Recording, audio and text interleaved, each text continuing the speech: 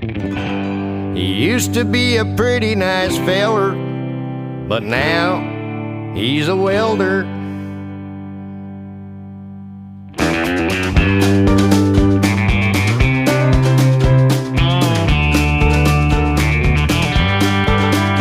He's got arthritic knees and a mattress full of fleas. He's in the bar most every night.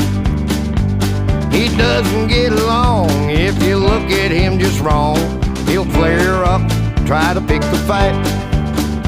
He's got sores on both his hands, he can sometimes barely stand. He thinks he's got a master plan. He's obnoxious and he's rude, got a real bad attitude, but in his mind he thinks that he's just grand.